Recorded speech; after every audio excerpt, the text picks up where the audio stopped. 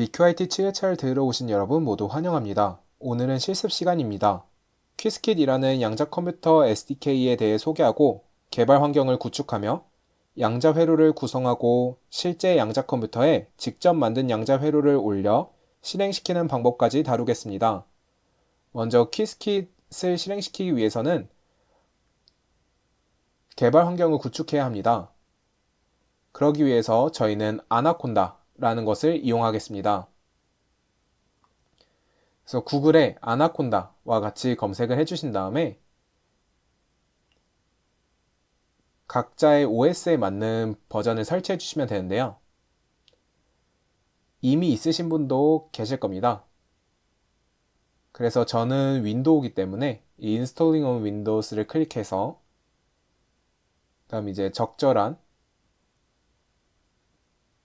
것을 설치해 주면 됩니다. 이걸 누르면 이제 실행 파일이 다운로드가 될 거고 그 실행 파일을 더블 클릭해서 실행 파일을 실행시켜서 아나콘다 다운로드를 완료해 주시면 됩니다. 맥을 사용하시는 분은 이 Installing on Mac OS 혹은 이제 리눅스를 사용하시는 분은 Installing on Linux와 같은 것을 클릭하신 다음에 다운을 받아주시면 됩니다. 실행 파일을 실행시켜서 본격적인 다운로드를 할 때 디폴트로 선택되어 있는 값들을 선택해서 쭉 다운로드 하셔도 무방합니다. 네, 그러면 아나콘다를 잘 설치하셨을 거라고 생각합니다. 그러면 아나콘다를 설치하셨다는 가정하에 지금부터 시작하겠습니다. 저희가 아나콘다라는 것을 이용하는 이유는 버전 충돌을 막기 위해서입니다. 개발 환경 세팅하다 보면 여러 가지 패키지를 갖고 와서 쓰게 되는데 그럴 때 서로 호환이 되지 않는 버전, 호환이 되지 않는 라이브러리를 갖고 오게 되면 충돌을 일으키게 됩니다. 그런 것을 방지하고 또 A라는 프로젝트를 진행할 때와 B라는 프로젝트를 진행할 때 각각 개발 환경을 다르게 해야 하는 경우가 많습니다. 그럴 때 이제 각각의 독립적인 개발 환경을 구성하기 위해서 이 아나콘다를 사용합니다. 네, 아나콘다를 설치하셨다면 다음과 같이 아나콘다 프롬프트라는 것을 실행시켜 주세요. 단 여기 관리자 권한으로 실행을 시켜주시면 됩니다. 네, 처음 실행시키시면 다음과 같이 화면이 나올 겁니다. 여기는 이제 각자의 홈 디렉토리이기 때문에 저와는 약간 다를 수 있고요. 다음 여기 가장 왼쪽에 베이스라고 써 있을 겁니다. 이 베이스라고 써 있는 부분은 현재 가상 환경을 말하는데요. 그래서 다음과 같이 한번 쳐보겠습니다. 콘다 env list 해보시면 이제 저는 기존의 가상 환경을 여러 개 만들어 두어서 다음과 같은 가상 환경들이 있는데요. 여러분 처음 설치하신 분은 이 베이스만 되어 있고 또 여기 별 표시가 되어 있는 것을 보실 수 있을 것입니다. 이 별 표시는 현재 베이스라는 가상 환경에 있다는 뜻입니다. 그리고 만약 기존에 이미 아나콘다를 갖고 계신 분은 아나콘다를 한번 업데이트 해주시는 게 좋습니다. 그래서 아나콘다 업데이트와 같이 구글에 검색하시면 여러 가지 하는 방법이 나오는데요. 대표적으로 콘다 업데이트 이런 명령어를 치시고 그 다음에 PIP도 업데이트 시켜주시고 그러한 방식으로 최신 것으로 업데이트를 시켜주시면 됩니다. 제가 쓰고 있는 콘다 버전은 24.4.0 거의 최신 버전입니다. 그러면 이거는 무조건 완전히 같을 필요는 없어서 저는 이렇게 된다는 것을 참고만 해주시길 바랍니다.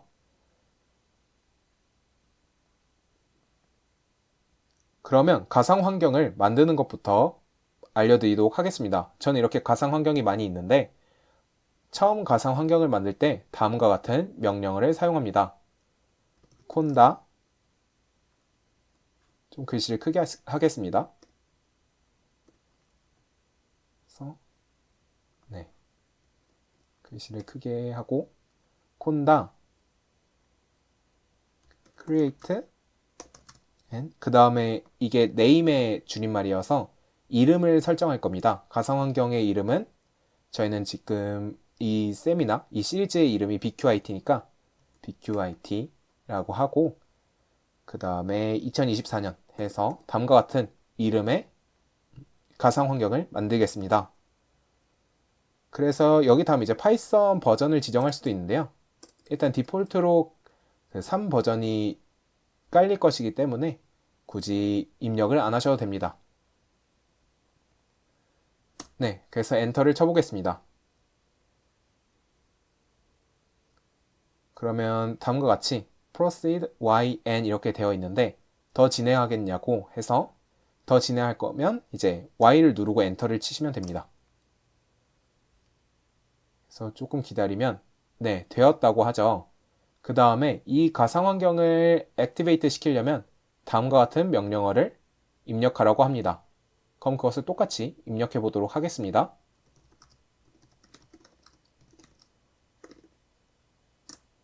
네, 입력하였습니다. 그럼 왼쪽에 다음과 같이 가상환경이 바뀐 것을 보실 수 있습니다.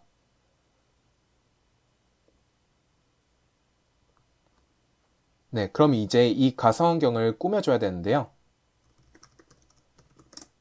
아까 봤던 명령을 이용해서도 이 별표가 BQIT 2024로 옮긴 것을 보실 수 있죠. 아까 위에는 이 베이스 옆에 있었죠.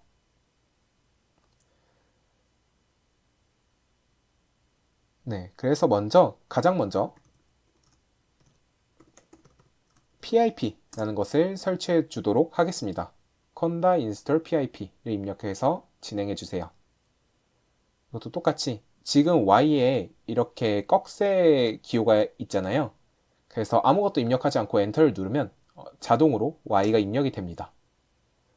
디폴트로 Y 값이 선택된다는 뜻입니다. 이렇게 꺽쇠 기호가 있는 게. 네, 그럼 이제 PIP를 이 BQIT 2024의 환경에 설치를 한 것입니다.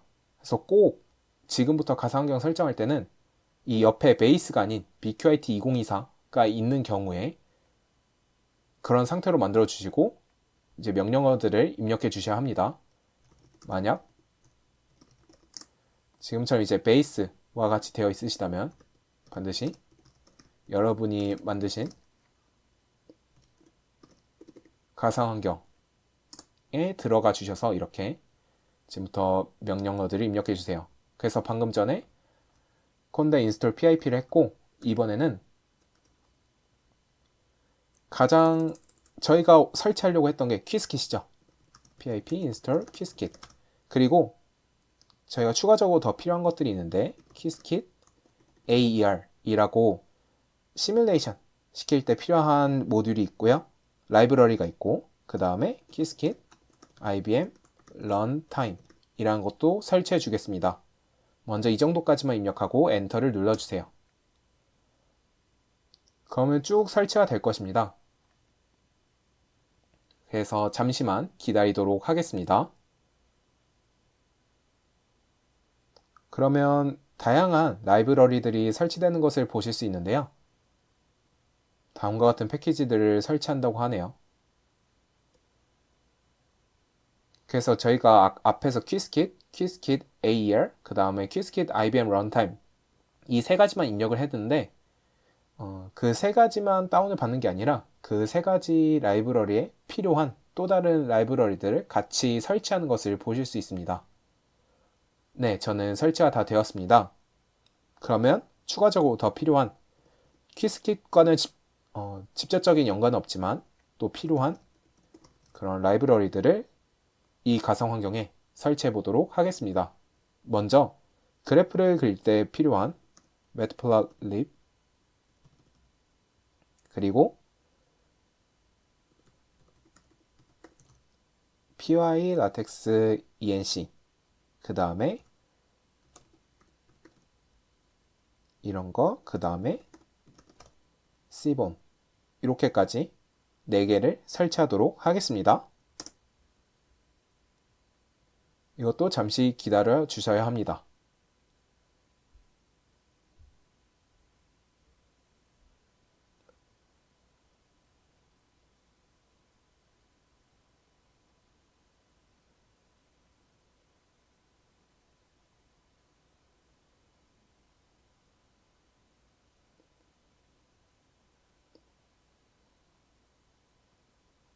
네, 설치가 끝났습니다. 그 다음에 마지막으로 주피터 노트북이라는 것을 설치하도록 하겠습니다. 이번엔 PIP가 아니라 콘다로 입력을 해주세요.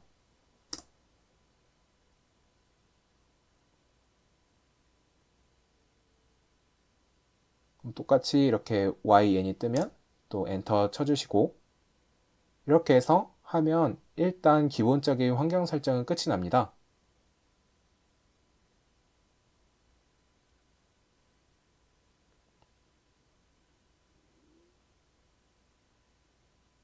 네, 이렇게 해서 이것들을 기다리는 동안 저희 거의 다 된 것 같네요. 네, 저희 가상환경 설치는 다 끝났습니다. 그러면 이제 본격적으로 저희가 코딩을 하기 전에 그 회원가입을 해주셔야 되는 웹사이트가 있는데요. 그거에 대해서 말씀드리도록 하겠습니다.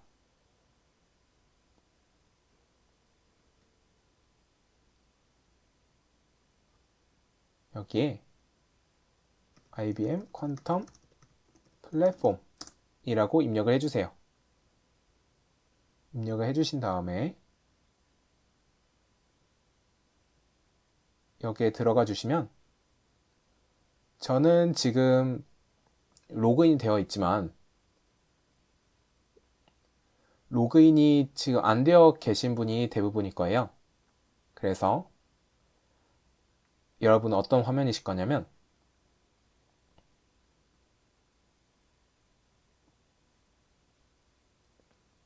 다음과 같은 화면일 겁니다. 이러한 웹사이트에 들어오시면 다음과 같은 화면이 나올 거고, 다음에 Continue with IBM ID 이걸 클릭하셔서, 계정이 없으신 분은 요 생성을 해주셔서 회원가입을 진행해 주세요. 저는 아이디가 있기 때문에 그 아이디를 이용해서 들어가도록 하겠습니다.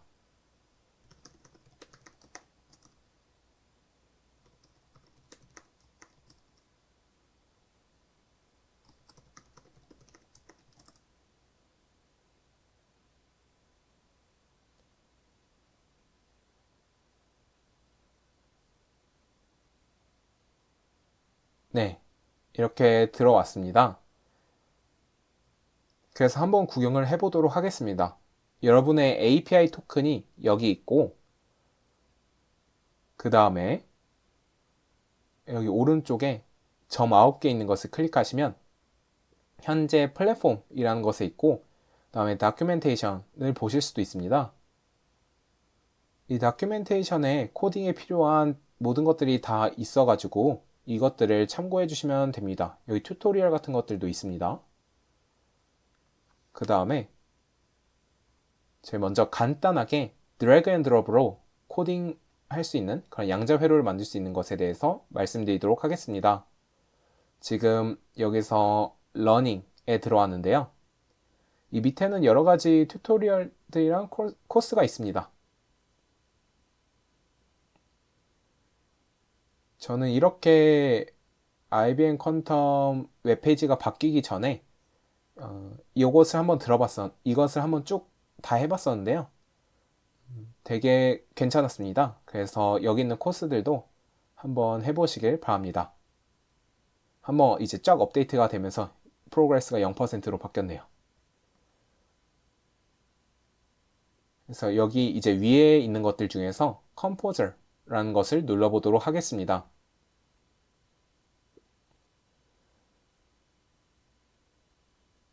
그러면 다음과 같이 이러한 화면이 나오게 됩니다. 여기는 이제 저희가 사용할 수 있는 그러한 게이트들이고, 이것들은 양자 회로입니다. 지금 저는 4개가 있는데 아마 처음 딱 실행하신 분은 이거 개수가 다를 수도 있습니다. 개수는 이제 클릭해서 삭제하거나 클릭해서 더하기 누르거나 해서 개수를 조정할 수 있습니다. 지금 보시면 초기 상태가 전부 다 0으로 초기화되어 있습니다. 보시면 0000이 관측될 확률이 1이라는 것을 아실 수 있습니다. 그 다음 오른쪽에 있는 것은 퀴스킷과는 다른 오픈 쿼즘이라는 것인데요. 이것은 굉장히 기초적인 언어입니다. Q 어셈블리라고도 하죠.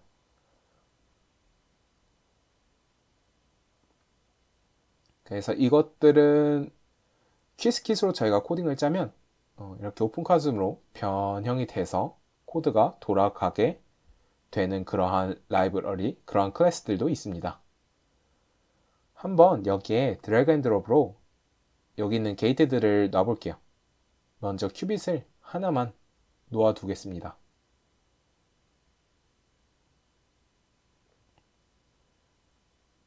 여기 하다마드를 두면 어떻게 되죠? 플러스 상태가 되면서 루트 2분의 1의 0 상태 더하기 1 상태가 되죠. 즉 0 상태와 1 상태가 나올 확률이 각각 2분의 1, probability가 절반이라고 하죠. 그 다음에 state 벡터는 저희 그 루트 2분의 1의 0 상태 더하기 루트 2분의 1의 1 상태, 그것을 의미하는 겁니다.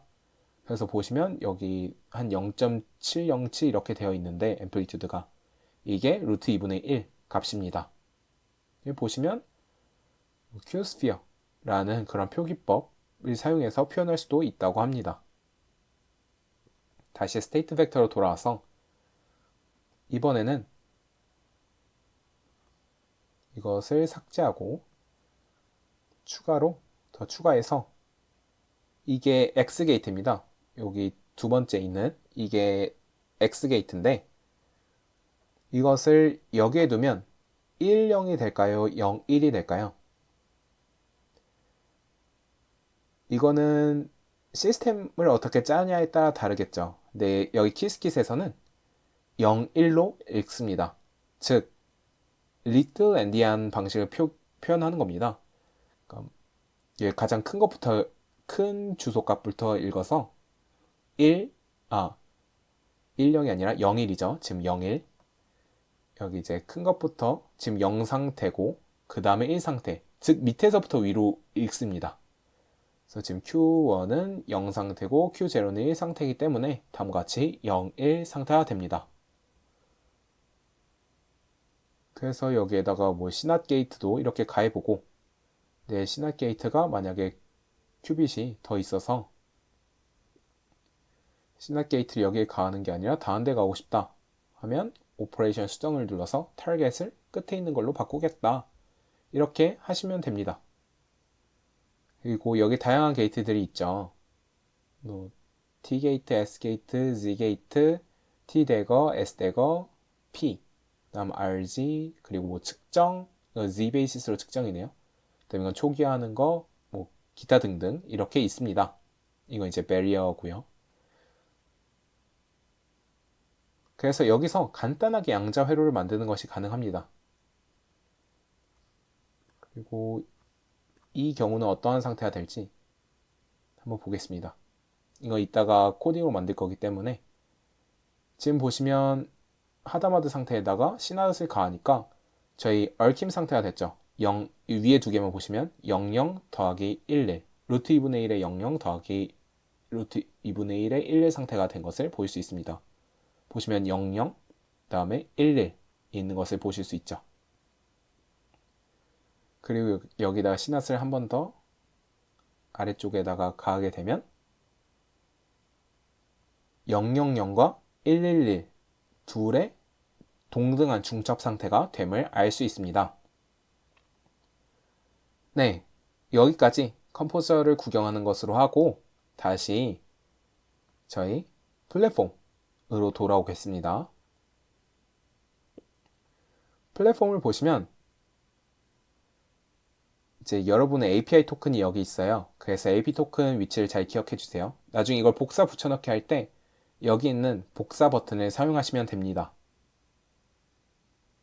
그리고 여기는 이제 여러분들이 실행하신 그런 양자 회로들 기록이 남는 거고, 그 다음에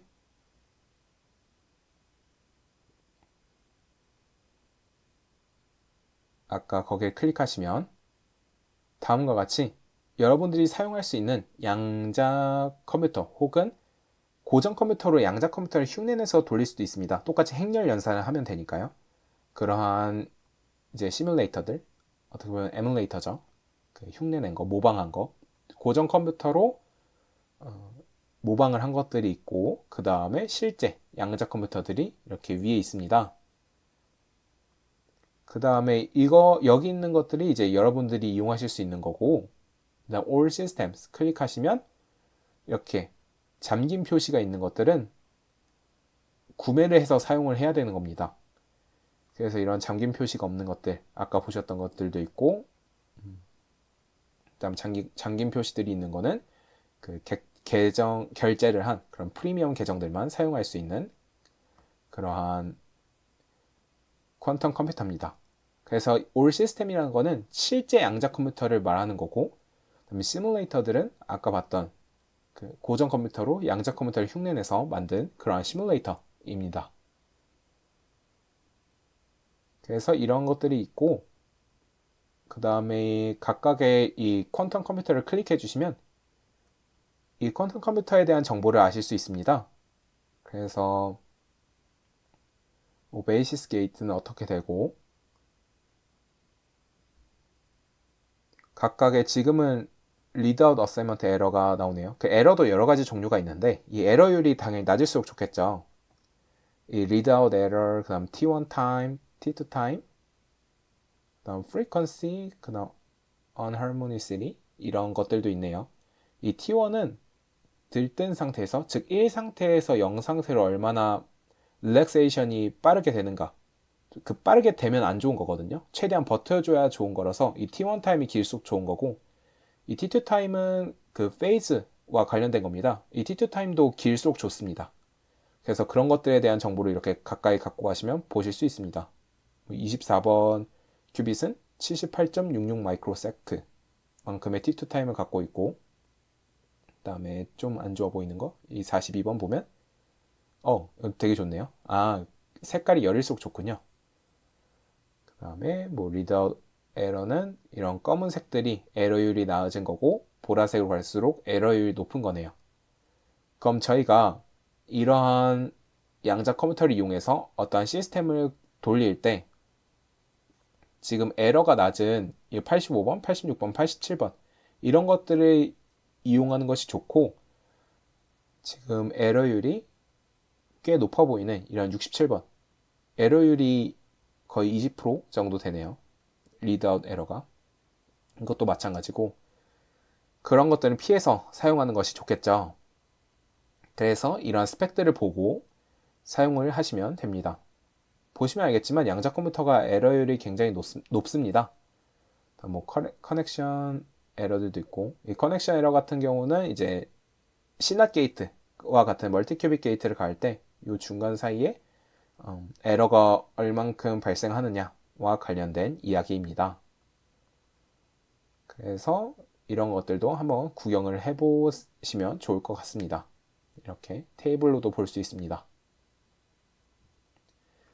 네, 여기까지 보았고, 다음에 코딩 이야기로 다시 넘어오도록 하겠습니다. 여기서 시작하는 디렉토리에서 여러분이 그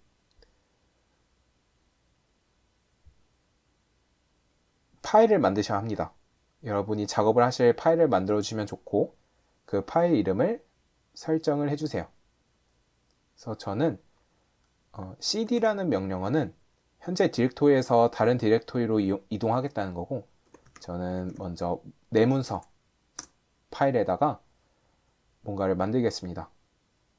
이거 cd와 같은 명령어를 잘 모르신다면 그냥 지금부터 하시는 거 따라 하시면 됩니다. mkdir 해서 지금 디렉토리를 만들겠다는 거고, 새로운 파일을 만들겠다는 겁니다. 새 파일을 만들겠다는 거고, 이름을 BQIT 2024와 같이 하겠습니다.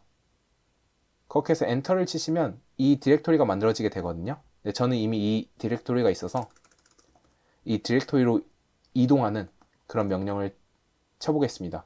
그럼 보시면 현재 위치가 users, 고슴도치, documents, bqit 2024 이렇게 온 것을 보실 수 있습니다. 네, 그래서 cd는 디렉토리를 이동하는 거, 그 다음에 mkdir은 디렉토리를 만드는 거, 파일을 새로 생성하는 거라고 생각을 하시면 됩니다. 그래서 여기에다가 주피터 노트북이라고 입력을 해주세요. 그럼 막 하면서 어떤 새로운 창이 나오게 될 텐데, 여러분들이 새로운 디렉토리를 만드신 거라면 여기 아무것도 없을 겁니다. 근데 저는 이미 뭔가 조금 준비를 해왔습니다. 그래서 지금 BQIT 튜토리얼 이 파일과 조금 확대를 해야겠죠. 이것과 그 다음에 이 주피터 노트북에 대해서 설명하는 그런 것들에 대해서 말씀을 드릴 텐데, 일단 기본적으로 여러분들이 파이썬 기초 문법은 아신다는 가정하에 진행을 하겠습니다. 그러니까 여러 자료형들, 그 다음에 반복문, 조건문, 함수 이 정도까지는 아신다는 가정하에 진행하도록 하겠습니다. 네, 먼저 주피터 노트북 튜토리얼입니다. 이 주피터 노트북이란 것은 어떻게 이용을 하냐면, 여러분들 처음 시작하실 때 여기 New에 클릭을 하시고 노트북을 클릭하시면 새로운 노트북이 이렇게 만들어질 것입니다. 그 다음에 이제 뭐 커널은 적절한 거 클릭해 주시고, 저희가 만든 이 파이썬 3 커널을 클릭해 주시고, 그 다음에 여기에서 제목을 짓는 겁니다. 테스트 이렇게 지을 수 있고, 여기 보시면 이제 코드를 입력할 수 있습니다. 예를 들어서 가장 기본적인 그런 코드죠. Hello World 해서 이게 파이썬 코드거든요. 한 다음에 Shift를 누르고 엔터를 눌러주세요. Shift 엔터. 그럼 Hello World가 출력되는 것을 보실 수 있습니다. 혹은 여기 이렇게 숏컷들이 써있죠. Shift 엔터 치면 이제 셀, 그 선택되어 있는 셀을 실행시키는 것이라고 할 수 있습니다. 이런 방식으로 하게 되는 겁니다. 그 다음에 이렇게 문자들을 입력할 수도 있고요. 하는데, 이렇게 문자를 입력하거나 코드를 입력하거나 이런 것들을 어떻게 하는지 설명을 드리도록 하겠습니다. 네, 그래서 주피터 노트북 튜토리얼입니다. 여러 가지 단축키, 숏컷들을 이용할 건데요. 이 숏컷들에 대해서 더 궁금하시다면 이 헬프를 누르셔서 키보드 숏컷에 대한 설명을 보시면 됩니다. 여러 가지 숏컷들이 있죠. 보시면 일단 주피터 노트북에는 저희는 두 가지 모드를 주로 사용할 텐데, 커맨드 모드와 수정 모드 두 가지 모드를 사용하게 될 겁니다. 지금 여기 왼쪽에 파란색이 있는 것이 지금 커맨드 모드고, 그 다음에 엔터를 쳐도 커맨드 모드네요. 네. 그래서 지금 이렇게 왼쪽 여기 빈 공간이 클릭되어 있을 때를 커맨드 모드라고 하고, 그 다음에 엔터를 쳐서 이제 수정할 수 있는 모드가 나오면 이제 수정 모드라고 부르겠습니다. 여기서 보시면 커맨드 모드에서 EXC 키를 눌러 커맨드 모드로 전환합니다. 지금 원래 이렇게 수정 모드였다면 ESC 키를 눌러서 커맨드 모드로 들어왔습니다. 지금 보시면 지금 이게 수정 모드고, ESC를 누르면 지금은 또 커맨드 모드거든요. 근데 이것을 아까와 같은 모양으로 만들려면 Shift 엔터를 눌러주시면 됩니다. 무슨 차이인지 아시겠나요? 지금 요거는 수정 모드고 엔터를 눌렀을 때, 그 다음 ESC를 누르면 약간 뭔가 바뀌죠? 지금 이거는 커맨드 모드입니다. 어쨌든 지금 방금 Shift 엔터를 눌렀습니다. 이러한 커맨드 모드에서는요, 지금 혹은 마우스를 클릭하실 때 여기 이 부분 더블 클릭하시면 이렇게 바뀌고, 그 다음에 이 부분을 클릭하시면, 여기 하얀 부분을 클릭하시면 다시 커맨드 모드로 바뀝니다. 어쨌든 이런 커맨드 모드에서는 A라는 키를 눌러보면 위에 새로운 셀이 추가되기도 하고, 그다음 여기서 B를 누르면 밑에 새로운 셀이 추가됩니다. 각각 above, below 이런 뜻이겠죠. 그 다음 지금 이 셀이 선택되어 있는데 D를 2번 누르면 이렇게 삭제가 되고, 위에도 마찬가지로 D를 2번 누르면 사라지게 됩니다. 즉 선택된 셀을 삭제할 때는 이 D가 delete의 약자인데 한 번 누르는 건 실수로 누를 수도 있잖아요. 그래서 실수로 지우는 일이 없게 D를 2번 누르면 이제 셀이 삭제되도록 이렇게 만든 것 같습니다. 그 다음 수정 모드는 아까 말씀드렸다시피 엔터 키를 눌러서 이렇게 진입을 하고요. 그래서 방금 Shift 엔터를 눌렀고, 그래서 밑에 써놓은 것처럼 Shift 엔터를 눌러 해당 셀을 실행시킵니다. 다음 셀 종류라고 하고 두 가지 셀 종류를 이용할 것인데요. 코드 셀과 마크다운 셀을 이용할 것입니다. 이 코드 셀에는 저희가 파이썬 코드를 담을 거고요. 마크다운 셀에는 저희 일반적인 텍스트를 담을 겁니다. 지금 여기 있는 것들 다 일반적인 텍스트죠.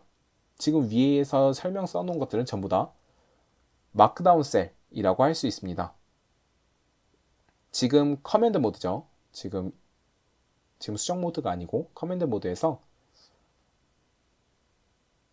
지금 Y키를 눌러 코드 셀로 변경할 수도 있고 M키를 눌러 마크다운 셀로 만들 수도 있다고 하는데, 제일 밑으로 가셔서 B 버튼 눌러주시면 새로운 셀이 만들어지죠. 지금 이러한 셀은 코드 셀입니다. 여기서 M 버튼 눌러주시면 뭔가 바뀌었죠. 지금 여기에 꺽쇠가 없는 경우에는 이제 마크다운 셀이어서 텍스트를 입력하실 수 있습니다. 여기서 엔터를 눌러서 A, B, C, D 이런 것들을 입력하실 수도 있고, 혹은 이 샵 키를 누르면 제목같이 입력을 할 수 있는데요. 제목, 그리고 다시 삭제해 주겠습니다. 그리고 또 B를 눌러서 새로운 셀 만드는데, 만약에 마크다운 모드였다, 꺽쇠가 없었다, 근데 얘를 코드 셀로 만들고 싶으면 다시 Y 버튼을 눌러주시면 이렇게 코드 셀이 됩니다. 그럼 여기에는 파이썬 코드를 입력하게 되는 겁니다. 그래서 위에와 같이 A는 3, B는 5, 프린트 A 더하기 B와 같이 하면 3 더하기 5는 8이 계산돼서 출력이 되는 겁니다. 그래서 이렇게 되고, 이렇게 코드셀, 마크다운 셀이 있다는 거 알아두시길 바랍니다. 그 다음에 이러한 마크다운 셀 때는 이런 레이텍 기호들을 사용할 수 있는데, 다음과 같은 달러 표시 중간에 특정한 약속된 그런 표기법들을 이용하면 이런 수식들을 입력할 수 있습니다. 그래서 어떻게 이런 수식을 입력할 수 있는지 궁금하시다면 레이텍 그래마들을 보시면 됩니다. 그러면 주피터 노트북 설명은 여기까지 하도록 하겠고, 이제는 BQRT 튜토리얼, 즉 퀴즈킷에 대해서 본격적으로 설명을 드리도록 하겠습니다. 아까 IBM 퀀텀 플랫폼에서 여기 오른쪽에 러닝에서 컴포저로 여러 가지 양자 회로를 만져봤었죠.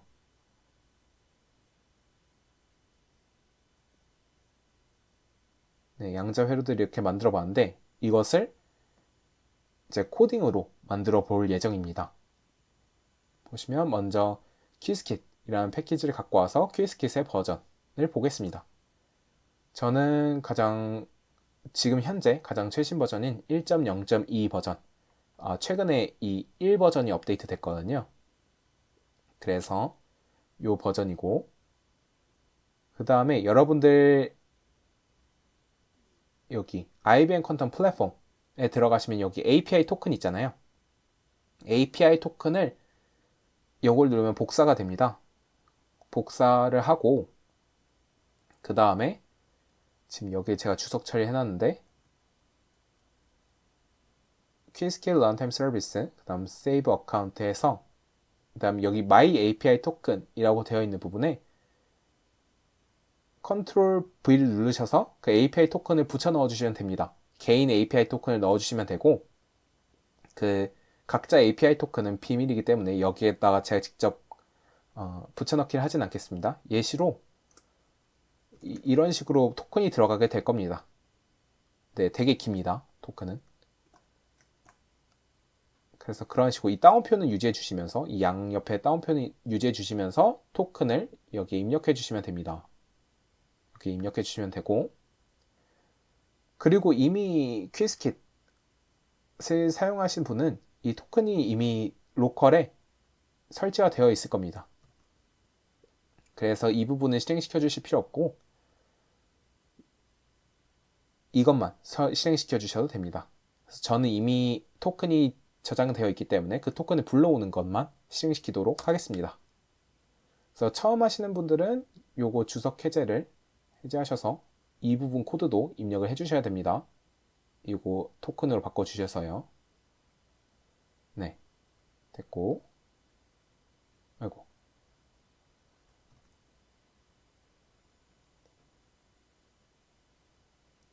그러면 여러분들이 사용할 수 있는 백엔드가 뭘까? 여러분들이 사용할 수 있는 그런 양자 컴퓨터와 양자 컴퓨터를 흉내낼 수 있는 고전 컴퓨터는 뭘까? 하고 그걸 알아보시기 위해서는 지금 여기 서비스라는 것을 지정을 했는데 백엔드 메소드를 불러오면 나오게 됩니다.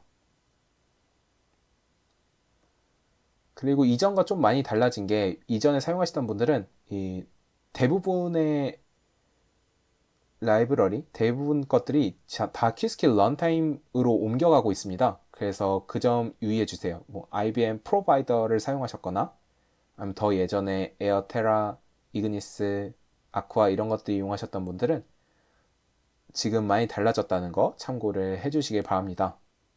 그래서 지금 제가 사용할 수 있는 백엔드들 보시면 이것들이 아까 여기서 봤던 지금 저희가 사용할 수 있는 그런 백엔드들이 나타나 있다는 것을 보실 수 있습니다. 그래서 잘 불러와졌고요.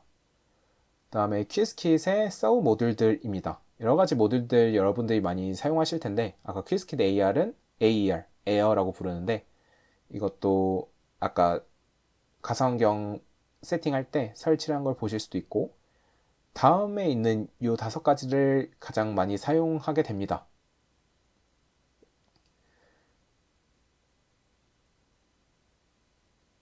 그리고 조금만 더 부연 설명을 하자면 여기 퀴즈킷 플랫폼에 다큐멘테이션에 여러 가지 API가 있는데요.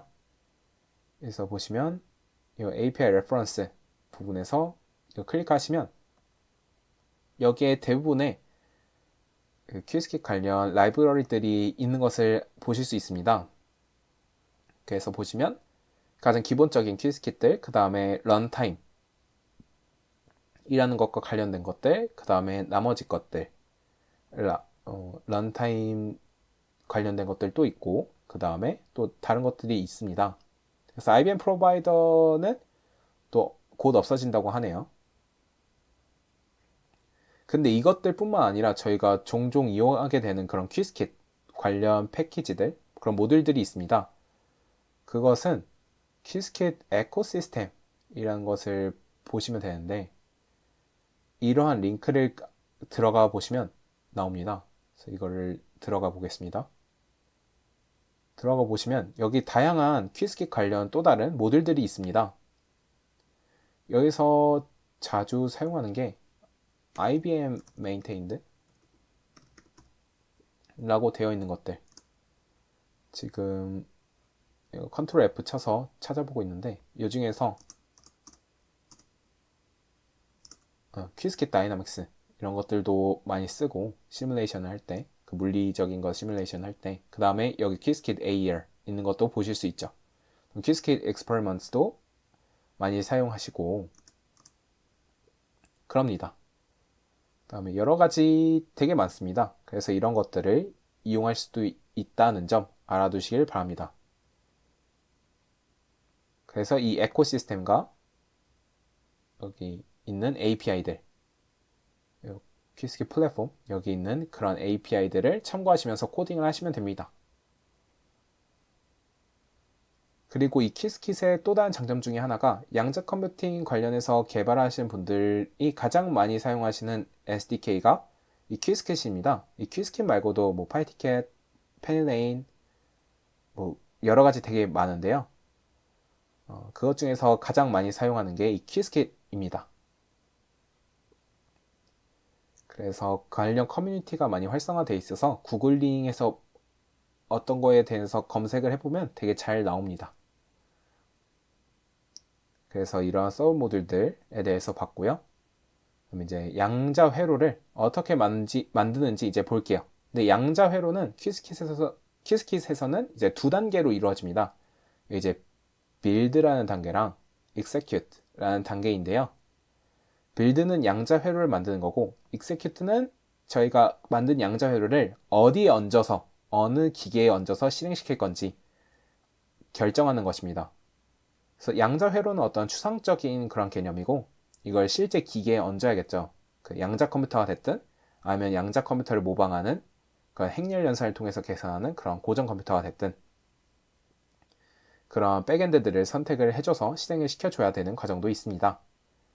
그래서 빌드 과정, 양자 회로를 만드는 과정부터 보겠습니다.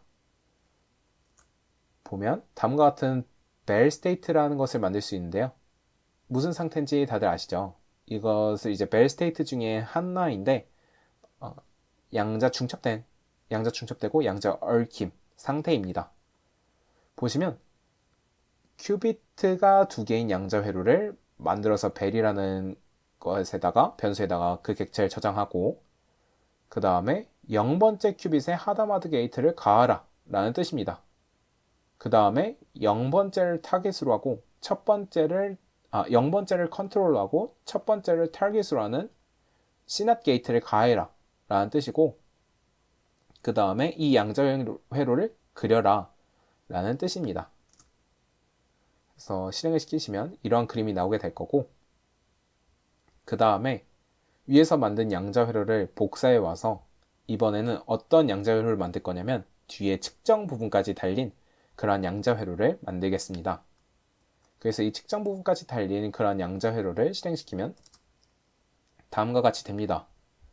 보시면 위에는 양자 큐비트만 두 개 있었는데 밑에는 이러한 버스가 있죠. 짝대기 그어져 있고 2라고 써져 있는 두 개의 이것들은 클래시컬 비트입니다.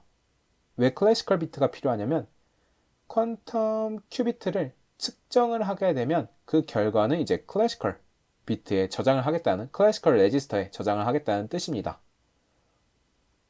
그래서 0번째 큐빗은 0번째 클래시컬 비트에 그 다음 첫 번째 큐빗의 측정 결과는 첫 번째 클래시컬 비트에 저장을 하겠다는 뜻입니다. 네, 그럼 이렇게 빌드를 했습니다. 그 다음 단계는 execute 단계겠죠. 먼저 처음에는 실제 양자 컴퓨터를 사용하지 않고 시뮬레이터를 이용해서 혹은 에뮬레이터라고도 말을 합니다. 모방한 기계 그것들을 이용해서 한번 실행시켜 보도록 하겠습니다. 먼저 퀴즈킷 AER 중에서 State Vector Simulator라는 것이 있습니다. 이것은 어떠한 양자 회로를 돌렸을 때 어떠한 양자 상태가 나오는지 정확하게 계산을 해주는 그런 시뮬레이터입니다. 그래서 테스트 해볼 때 굉장히 좋고 물론 큐빅 개수가 많으면 돌리기 힘들겠죠. 정확한 스테이트 벡터 구하는 건 어려우니까. 그래서 이것을 임포트 해주고 시뮬레이터에다가 이 스테이트 벡터 시뮬레이터를 저장해 줍니다. 위에서 만들었던 벨 상태 만드는 양자 회로를 이 해당 시뮬레이터로 실행을 시키겠다. 그러면 그 실행시킨 그 업무를 이 job이라는 변수에 저장을 하겠습니다. 일단 이 job에서 결과를 갖고 오고 이 결과에 있는 스테이트 벡터, 결과로 이제 스테이트 벡터가 나오게 됩니다. 그 스테이트 벡터를 갖고 와라. 그래서 갖고 왔고, 그래서 밑에 이제 스테이트 벡터를 출력하고, 그 다음에 스테이트 벡터를 좀 더 예쁘게 그려보는 그런 것들을 실행시키면 지금 이 부분이 스테이트 벡터 이 부분이고, 지금 보시면 이제 루트 2분의 1, 0, 0, 루트 2분의 1이 나왔다는 것을 알 수 있습니다. 여기서 이 j는 허수를 말합니다. 그래서 루트 2분의 1 더하기 0j 뭐 이런 뜻입니다. 잘 나왔죠? 그럼 이거를 좀 더 예쁘게 그려보면, 이 레이텍 표기로 그려보면 다음과 같이 루트 2분의 1의 00 상태 더하기 루트 2분의 1의 11 상태로 잘 나온다는 것을 알 수 있습니다. 어떤 게요? 요게요. 네, 그래서 스테이트 벡터 시뮬레이터에 대해서 지금까지 보았고, 이번에는 쿼즘 시뮬레이터에 대해서 보겠습니다.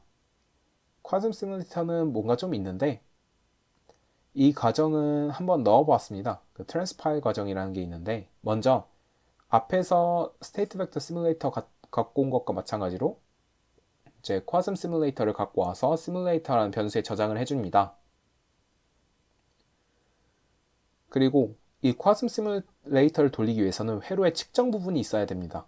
그래서 이 회로의 측정 부분을 있는 회로를 갖고 왔고, 이 트랜스파일이라는 건 뭐냐면 어떠한 양자 회로를 특정 저희가 돌리고자 하는 백엔드에 맞게 조금 수정을 해준다는 겁니다. 그러니까 동등한 회로긴 한데, 동등한 양자 회로이긴 하나, 그 하드웨어에서 특정 하드웨어에서는 예를 들어서 S 게이트를 계산을 못할 수도 있잖아요. 그 대신에 이제 다른 것들, 여러 다른 게이트를 조합해서 S 게이트를 구현할 수도 있는데, 그러한 방식으로 각각 하드웨어에 맞게 이제 수정을 해주는 그러한 함수라고 생각을 하시면 됩니다. 근데 여기서는 솔직히 너무 간단한 회로 쿼즘 시뮬레이터를 사용하기 때문에 이 트랜스파일이 의미가 없긴 한데, 그래도 이것을 소개시켜 드리고 싶어서 갖고 와봤습니다. 그렇게 각 이 쿼즘 시뮬레이터에 맞게 벨 미저먼트 회로를 수정한 그런 회로를 만들었고요. 그 회로를 이제 1024번 샷을 때려서 실행을 시킵니다. 이 쿼즘 시뮬레이터의 결과는 뭐가 나온지 밑에서 볼게요. 그 다음에 그 결과 갖고 오고, 이번엔 get counts라는 걸 하는데요. 이 counts를 프린트하고, 그 다음 counts를 이제 히스토그램으로 그려보겠습니다. 하면 다음과 같이 나옵니다. 이건 뭐냐면 아까 보셨던 스테이트 벡터 시뮬레이터에서 나왔던 이 결과, 루트 2분의 1의 00 상태 더하기 루트 2분의 1의 11 상태, 이 상태에 맞게 이 지금 확률 분포가 00이 나올 확률 2분의 1, 11이 나올 확률 2분의 1이잖아요. 그 확률 분포로 마구 샘플링을 하는 겁니다. 그게 이 쿼즘 시뮬레이터라서 이 1024번 총 샷을 때렸을 때 00이 512번, 11이 512번 나오는 게 이상적이지만 이제 꼭 그렇게 나오지는 않을 수 있다는 거죠. 그 각각이 나올 확률이 2분의 1이고 매번 샷마다 이제 2분의 1 확률로 00 또는 11이 나오는 것이기 때문에 이제 그런 정확히 512, 512 이렇게 반으로 떨어져서 나오지 않을 수 있습니다. 그 밑에 결과로도 499, 525가 나온 것을 보실 수 있으시죠. 그래서 이거 되게 간단하고, 그 다음 이 샷 개수는 자유롭게 조정을 하시면 됩니다. 일단 1024를 기본적으로 많이 사용합니다. 아니면 1000을 많이 쓰기도 하고요. 1000 하시면 이거 두 개의 합이 506과 494 합이 1000이라는 것을 아실 수 있으시죠. 네, 그렇게 되고, 다음은 유니터리 시뮬레이터입니다. 유니터리 시뮬레이터도 똑같이 불러주고, 그 다음에 실행을 시켜주고, 이번엔 그 결과로 깬 유니터리라는 것을 하는데요. 이거는 그 양자 회로의 전체적인 유니터리 연산을 말하는 겁니다. 그러니까 이 벨이라는 양자 회로가 처음에 하더마드 게이트를 가고 그 다음 시낫 게이트를 가잖아요. 그럼 첫 번째 게이트에는 하더마드 게이트, 두 번째 게이트에는 먼저 아이덴티티 아무것도 안 가고 그 다음에 이제 시낫 게이트를 가게 되는데, 그 텐서 연산한 것들 그리고 그것들 연산들의 곱을 이제 행렬로 표현을 해준 겁니다. 그래서 좀 더 간단한 걸 보면 이러한 양자 회로가 있겠죠. 이 0번째만 하다마드를 가하고 첫 번째는 아무것도 안 간 아이덴티티를 가한, 그런 것에 unitary, get unitary에서 보시면 잠시만요. 이걸 실행 안 시켰네요. 하고 다시 보시면 이러한 보시면 여기 이게 iTensor Hadamard라는 것을 알 수 있습니다. 아까 보셨듯이 퀴즈킷 컴포저에서 보셨듯이 밑에서부터 읽는다고 했잖아요. 그래서 리틀 엔디안 표기법에 대응되고 빅 엔디안이랑 리틀 엔디안 중에서 이제 밑에서부터 보는 그런 리틀 엔디안 표기법에 대응이 되고 아이덴티티, 텐서, 하다마드를 하면 이 식을 보시면 다음과 같은 식과 똑같이 나온다는 것을 아실 수 있습니다. 그래서 이러한 양자 회로가 어떠한 변환을 주는 그런 양자 회로인지 이제 보여주는 것이 이 Unitary Simulator라는 것을 아실 수 있습니다. 네, 그래서 지금까지는 그냥 고전적인 공전적인 컴퓨터로 양자 회로의 이상적인 결과들을 보았습니다. 어떠한 노이즈도 없었고 실제 양자 컴퓨터를 쓴 것도 아닙니다. 그냥 고전 컴퓨터로 작은 큐비트에 대한 그런 양자 회로를 에뮬레이터로서 이제 시뮬레이션을 한 거죠.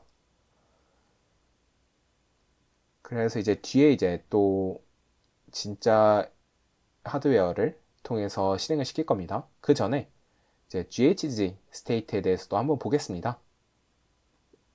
GHZ 스테이트라는 거는 어떤 큐빗이 전부 다 0 상태가 나오거나 여러 개의 큐빗이 있을 때 n 큐빗이 전부 다 0 상태가 나오거나 혹은 전부 다 1 상태가 나오는 그러한 양자 상태를 말합니다.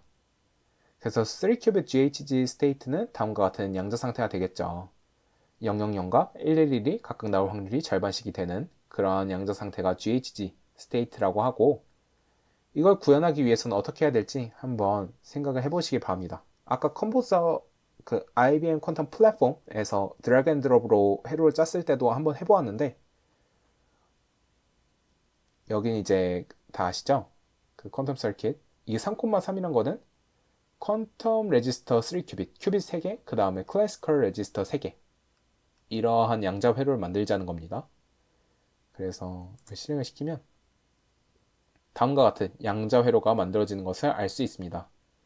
그리고 요 measure의 012, 012는 0번째 큐빗을 측정한 값을 0번째 클래시컬 비트에 첫 번째 큐빗의 측정 값을 첫 번째 클래시컬 비트에 두 번째 큐빗의 측정 결과를 두 번째 클래시컬 비트에 저장하겠다는 뜻입니다. 그래서 이것의 결과는 다음과 같이 나오고 이게 루트 2분의 1의 000 상태 더하기 111 상태를 만든다는 것은 쉽게 보이실 거라 생각합니다. 그래서 이것들을 이 쿼즘 시뮬레이터가 뭐라고 했죠? 그 확률 분포에 따라서 여러 번 샷을 때린다는 거였죠? 그럼 000과 111이 대충 절반쯤 나올 겁니다. 그래서 샷은 총 1024번 때릴 거고요. 그래서 그 결과를 보시면 000 상태와 111 상태가 거의 절반씩 나왔다는 것을 아실 수 있습니다. 3번 더 실행시켜보면 또 약간 바뀌죠. 그래서 이러한 것들이 이제 이상적인 경우에서의 결과값들을 보여준 것입니다. 고전 컴퓨터로 양자 컴퓨터 흉내내서. 근데 실제 양자 컴퓨터는 오류가 되게 많습니다. 아까 보셨으면 readout error, 그 다음 T1 time, T2 time 이런 것들도 존재하고 이제 시낫 게이트와 같이 2큐빗 이상의 연산을 할 때 보통 이제 2큐빗 연산만 따지긴 하는데 이 IBM 초전도체 양자 컴퓨터의 경우 그랬을 땐 이 커넥션도 잘 고려를 해야 합니다. 그래서 진짜 하드웨어를 돌릴 때 어떻게 되는지를 보려고 하는데 이제 한번 아직은 진짜 하드웨어는 아닙니다. 그 진짜 하드웨어의 노이즈를 따라한 이것도 시뮬레이터인데 페이크, 그러니까 가짜 리얼 백엔드를 한번 사용해 보겠습니다. 그러니까 노이즈마저 이제 흉내를 내본 겁니다. 일반적인 고전 컴퓨터로. 그래서 이걸 보시면 이번에는 그 마닐라라는 양자 컴퓨터의 페이크 버전인데요. 이 마닐라라는 양자 컴퓨터가 사용할 수 있는 그러한 기본 연산들이 있을 것입니다. 그런 기본 연산으로 이 GHG 스테이트를 만들었던 이 양자회로가 GHG입니다.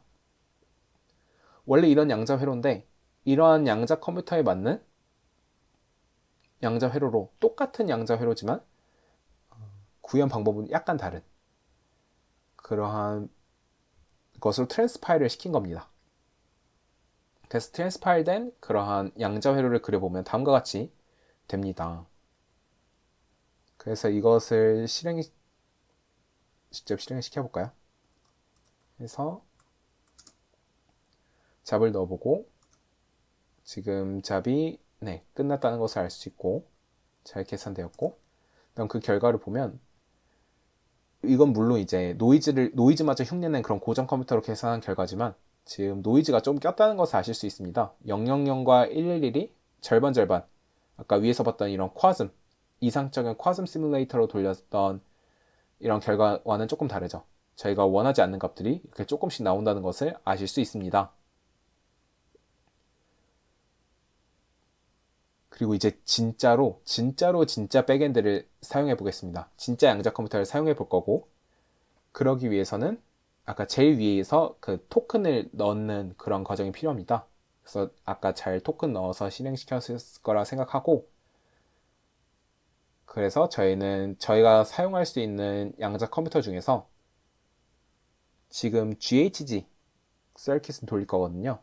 그래서 시뮬레이터는 아니고 그러니까 진짜 리얼 백엔드 리얼 양자 컴퓨터인 것들 중에서 큐빗은 최소 3개 이상 저희가 GHG 스테이트가 3개의 큐빗이 필요하니까 그 중에서 가장 덜 바쁜 거를 골라줘 라고 명령을 내리는 겁니다.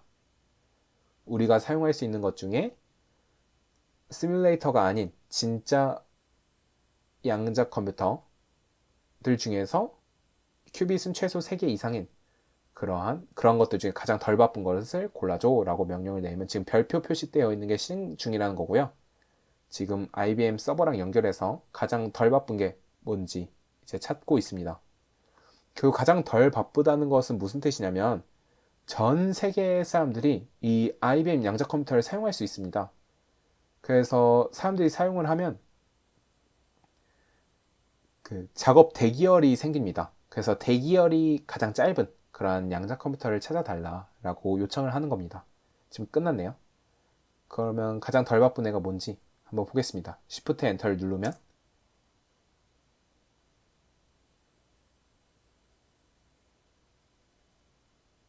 가장 덜 바쁜 애는 IBM 이러한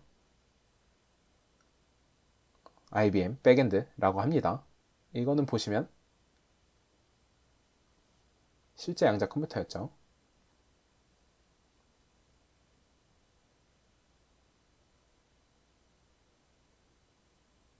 여기 이 실제 양자 컴퓨터 이게 가장 덜 바쁘다고 합니다. 그래서 이것들은 이제 실제 양자 컴퓨터로 실행을 시키는 코드인데요. 이러한 것들은 구체적으로 지금 아실 필요 없습니다. 이런 것들 입력을 안 하셔도 아마 돌아갈 거예요. 그리고 제가 이렇게 작성한 이유는 지금 백엔드를 했으면 그 앞에서는 지금까지 잡을 어떻게 했냐면 잡은 backend.run 그 다음에 ghg 이런 식으로 이제 잡을 만들었었습니다. 근데 지금은 잡을 어떻게 만들 거냐면 샘플러 그러니까 지금 백엔드가 아니라 샘플러라는 것을 이용해서 만들 건데요. 그렇게 만드는 것을 추천을 하고 있습니다. 실제 양자 컴퓨터를 사용할 때는 그래서 퀴즈킷이 그런 것을 추천을 해줘서 저도 한번 그렇게 작성을 해보았습니다. 그래서 다큐멘테이션을 보고 작성을 한 거라서 이제 뭐 다이나미컬 디커플링이라는 거는 이제 오류를 좀 줄여주는 그런 방법들에 관한 겁니다. 그걸 사용하겠다. 그 다음에 이것들도 사용하겠다. 그 다음에 다이나미컬 디커플링 방법 중에 뭐 XY4, 뭐 시퀀스 타입 여러 가지 이제 펄스 타입들이 있는데 그런 것 중에 뭐 이런 것들 이용하겠다라는 건데 구체적으로 이제 이런 간단한 양자 회로에서는 구체적으로 아실 필요는 없습니다. 그래서 이것을 한번 실행시켜 주시고, 그 다음에 저희 실제 양자 컴퓨터에 맞게 저의 GHG 서킷 이거를 실제 양자 컴퓨터에 맞게 수정을 시켜줘야겠죠. 트랜스파일을 시켜줍시다. 트랜스파일을 시켜주니까 어떤 결과가 나오냐면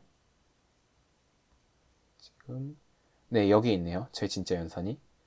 이게 양자 컴퓨터, 저희가 사용하는 지금 양자 컴퓨터와 큐빅 개수가 굉장히 맞나 봅니다. 그걸 확인해 보기 위해서는 몇 개의 큐빗이 있는지 보면 됩니다. 총 127 큐빗이 있다고 하네요. 그 중에서 43번째, 44번째, 45번째 큐빗을 이용해서 한번 실행을 시켜본다고 합니다. 그래서 이제 이 코드를 실행시키는 순간 이제 잡이 돌아가게 됩니다. 잡이 돌아가게 되는데 여러분들 한번 실행을 시켜보세요. 근데 여기서 주의하셔야 될 게 그 무료 계정이신 경우에는 한 달 동안 사용할 수 있는 양이 정해져 있습니다.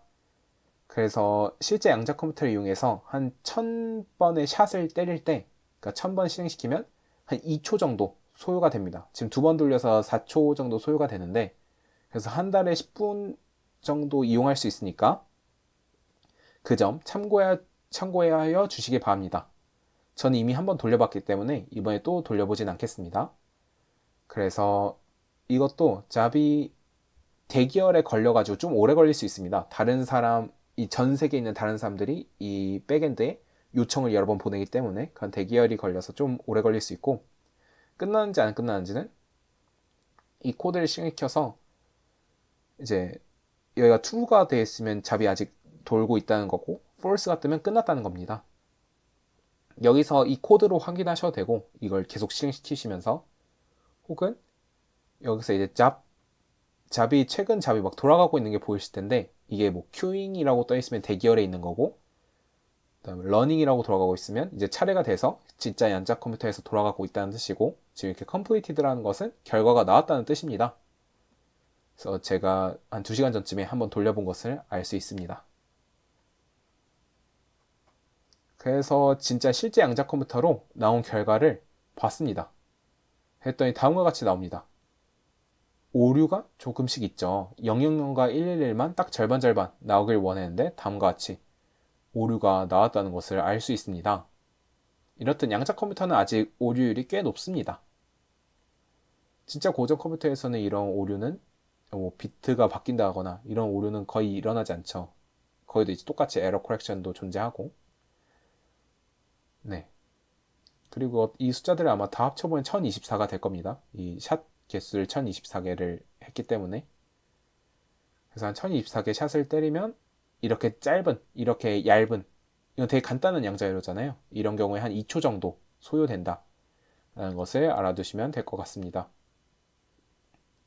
네, 그럼 여러분들은 실제 양자 컴퓨터를 써봤습니다. 박수 한번 치셔도 됩니다.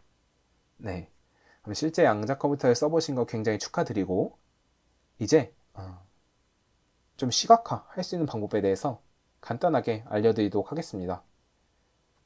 위에서 이런 퀀텀 인포라는 서브 모듈도 많이 이용한다고 하였는데요. 그것도 한번 이용해 보겠습니다. 그 중에서 스테이트 벡터라는 게 있고, 그 다음에 이런 비주얼라이제이션에 도움 주는 그런 함수도 있는데, 일단 임포트 해주고, 그 다음에 퀀텀 서킷, 하나 큐빗짜리 퀀텀 서킷을 만든 다음에 이 퀀텀 서킷을 스테이트 벡터를 구해서 그거를 앞에서는 어떻게 그렸냐면 앞에서는 이건 그대로 두고, 앞에서는 이렇게 해서 양자 컴퓨터를 그냥 그 양자 회로를 이렇게 그렸었죠. 이렇게 그리는 게 아니라 이 스테이트 벡터를 무어스피어에 표현한 겁니다. 그럼 가장 초기 상태는 0 상태이기 때문에 이렇게 위로 화살표가 가해져 있는 것을 보실 수 있고, 그 다음 X 게이트를 가하면 0 상태에서 1 상태가 되겠죠. 네, 이렇게 돌아서 1 상태가 될 거고, 하다마드 게이트를 가하면 여기서 이렇게 돌아서 플러스 상태가 될 거고, 하다마드 게이트를 가해서 플러스 상태 된 거에서 Z 게이트를 가하면 하다마드에서 이렇게 돌아서 지금 마이너스 상태가 될 거고, 다음에 지금 마이너스 상태를 만들어 놓은 상태에서 90도를 더 돌리면 S게이트를 가해서 90도 돌리면 마이너스 I 상태가 되고 이런 것들을 확인할 수 있습니다. 그래서 이렇게 블로스피어 골로도 양자 상태를 볼 수 있다는 거 확인해 주시길 바랍니다. 그 다음에 이 내용은 약간 부가적으로 설명을 드리겠습니다. 그 앞에서 샘플러라는 걸 봤는데 저희 퀴즈킷 런타임 프리미티브스라고 해서 퀴즈킷에서 가장 기본으로 생각하는 두 가지 요소가 있습니다. 이 퀴즈킷에서 있는 개념인데요. 바로 샘플러랑 에스티메이터라는 겁니다. 여기 밑에 설명을 보시면 이 양자 컴퓨팅을 활용하기 위해서 가장 중요한 것은 저희가 앞에서 계속 샘플링을 했죠. 뭐 000이 몇 개가 나오고 001이 몇 개가 나오고 해서 111이 총 몇 개가 나오고 총 몇 개의 샷을 때렸을 때 각각이 몇 개의 비율로 나왔는지 그걸 파악하는 게 중요합니다. 그리고 저희 BQIT 2회차에서 말씀을 드렸던 것 같은데 어떤 특정 측정 오퍼레이터에 대해서 그 측정 오퍼레이터에 대해서 어떠한 양자 상태가 측정이 되어 있을 때 그 기대값도 구해야 하는 경우가 많습니다. 그런 두 가지 작업을 해야 됩니다. 즉 측정했을 때 각각의 측정 결과의 분포가 어떻게 되는가 앞에서 계속 봤던 거죠. 뭐 000이 몇 번, 001이 몇 번 해서 111이 몇 번 그런 게 필요할 때도 있고 그 다음에 측정 오퍼레이터 어떠한 특정 측정 오퍼레이터에 대해서 양자 상태가 있을 때 그 측정의 평균값을 에스티메이팅 해야 될 때도 있습니다. 그 각각의 역할을 해주는 게 샘플러와 에스티메이터고 아까는 샘플러를 이용했기 때문에 이러한 각각의 측정 결과들이 나온 것을 샘플링을 한 것을 알 수 있습니다. 그럼 밑에서는 에스티메이터를 간단하게 체험을 해보겠습니다. 그래서 에스티메이터 example인데 저희가 잘 아시다시피 이 측정 기대값은 다음과 같이 된다는 것을 아시죠? 그리고 이 프사이 대신에 다음과 같은 벨 상태 저희가 가장 처음 양자에서 봤던 그 하다바드가하고 시나가 했던 했을 때 나오는 그런 결과인데요. 이 벨 상태를 프사이로 하고 그 다음에 측정 오퍼레이터를 각각 다음과 같은 zi, iz, zz, xi, ix, xx일 때 각각의 평균값들, 각각의 expectation value들을 구하겠습니다. 즉 프사이는 이걸로 고정이고 그 다음에 이 6가지 경우에서 expectation value를 구할 건데 먼저 이론적으로 어떤 값들이 나와야 되는지 한번 보도록 하겠습니다. 먼저 zi, iz, zz 이렇게 세 가지인데요. 요거 연산을 하는 겁니다. 이 연산을 하는 건데 보시면 다음과 같이 이제 평균값들을 계산할 수 있겠죠. 보시면 여기 5 플러스 이 벨 상태 두 개 각각 루트 2분의 1이 하나씩 있기 때문에 2분의 1이 앞으로 튀어나오고 요거는 이렇게 0, 0, 1, 1 전부 다 브라벡터로 될 거고 그 다음 zi가 있고 그 다음 이건 원래 벨 스테이트 0, 0, 1, 1 이렇게 되어 있을 겁니다. 그리고 이 zi가 이제 뒤에 있는 그러한 큐비트에 가해졌다고 생각해 봅시다. 그래서 이 z는 앞에 있는 큐빗 0, 그리고 여기는 1에 가해지는 거고 요 i는 뒤에 있는 0과 뒤에 있는 1에 가해지게 되는 겁니다. 그럼 보시면 이 i는 아무런 역할도 하지 않고 요 z가 어떤 역할을 하는지 보시면 되는데요. 0 상태의 z 게이트가 가해지면 그대로 0 상태고 1 상태의 이 z 게이트가 가해지면 위상이 뒤집어집니다. 그래서 이렇게 마이너스가 하나 붙은 것을 알 수 있고 따라서 이것을 계산해 보시면 이 00과 00이 만나서 1이 되고 11과 마이너스 11이 만나서 마이너스 1이 되니까 0이 되는 것을 알 수 있습니다. 이런 식으로 계산을 한 겁니다. 그럼 zi나 iz나 둘 다 0이 그 expectation value로 나오게 될 거고 그 다음에 zz의 경우에는 보시면 여기 있는 1, 2 상태의 페이즈를 이것도 뒤집어주고 이것도 뒤집어주니까 그대로 페이즈가 유지됩니다. 그래서 이걸 계산해보면 1이 나옵니다. 그래서 이 zz인 경우에만 1이 된다 라는 것을 알아두시고 이론상으로 그 다음에 xi, ix, xx의 경우에도 이 세 가지 경우에도 xx의 경우에만 1이 나오고 나머지는 0이 나온다는 것을 아실 수 있습니다. 그러면 이거를 이용해서 진짜 이 결과가 잘 나오는지 에스티메이터를 한번 실행시켜 보겠습니다. 그래서 기억하셔야 될 건 이 ZG랑 XX만 1이 나와야 된다. 나머지는 0에 나와야 된다. 라는 것입니다. 그래서 먼저 이 벨 상태를 만들어야겠죠. 잠시만요. 이 벨 상태를 만들기 위해서는 가장 먼저 봤던 이 양자 회로를 만들어주고 그 다음에 각각의 오퍼레이터들을 갖고 옵니다. 그래서 여기서도 뭐 퀀텀 인포 이 서브 모듈 이용했죠. 각각 옵저버들을 저장해주고 이것이 에스티메이터를 돌리는 방법입니다. 여기서 이제 quiskit AR을 사용했고 혹은 IBM 런타임에도 에스티메이터 버전 2와 버전 1 이 두 개가 존재합니다. 근데 저희는 일단 에어 모듈을 사용하였습니다. 네. 그래서 사용해서 이 에스티메이터를 사용하는 방법은 다음과 같이 사용을 하면 됩니다. 저희가 옵저버블로 저희가 측정 오퍼레이터로 측정 오퍼레이터 옵저버블이라고 부른다고 했죠. 다음 6가지 리스트를 만들었는데 이 6가지 리스트를 넣어주고 그리고 이 양자 컴퓨터 요 벨 스테이트도 그 6개를 준비해 줘야겠죠. 그래서 옵저버블 이 리스트의 길이 총 6개죠. 이 6개만큼 곱해 주라는 겁니다. 즉 QC를 이 벨 스테이트 6개를 준비하고 각각에 대해서 이 옵저버블들을 하나씩 대응을 시켜줘라. 그리고 각각 샷을 1000번을 때려라. 해서 이 결과를 보면 다음과 같이 뭔가 많이 있습니다. 그 중에서 저희가 보고 싶은 값만 뽑아서 이제 matplotlib library 이걸 이용해서 플러팅을 해주면 다음과 같은 결과가 나옴을 알 수 있습니다. 보시면 ZG와 XX에서는 거의 1에 가까운 값이 나오고 그 다음 나머지는 이제 0에 가까운 값이 나온다는 것을 알 수 있습니다. 정확히 0이 아닌 이유는 이게 에스티메이션을 했기 때문입니다. 그러니까 여기에 대해서 이제 1000번 샷을 때려가지고 각각의 옵저버블에 대해서 해석을 한 건데 예를 들어서 이게 횟수가 굉장히 적어지면 오 굉장히 깔끔하게 나왔네요. 이럴 확률은 되게 적은데 네 이렇게 되게 굉장히 이상하게 나올 수도 있죠. 네 아까 운이 되게 좋았네요. 네, 이 샷을 늘리면 늘릴수록 10,000번을 실행시킨다 하면 또 굉장히 0에 근접하고 굉장히 1에 근접하게 잘 에스티메이팅 그 expectation value 값이 잘 추정이 된 것을 알 수 있습니다. 네, 그래서 BQIT 7회차는 여기서 마무리하도록 하겠습니다.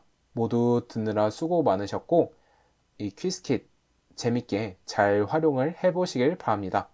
또 퀴즈킷 다큐멘테이션을 보면 다른 여러 가지 기능도 있기 때문에 그런 것들을 한번 보시고 그 다음에 플랫폼에서 러닝에도 이제 다양한 이제 공부할 수 있는 리소스들이 있기 때문에 그것들을 참고해 주셔도 좋을 것 같습니다. 그리고 퀴즈킷에 대해서 어느 정도 파악을 끝냈다 하시는 분은 이제 다른 SDK들도 한번 경험해 보시는 것도 좋을 것 같습니다. 페닐레인 같은 거요. 네, 그래서 7회차는 여기서 마무리하도록 하겠습니다. 모두 끝까지 들어주셔서 감사합니다.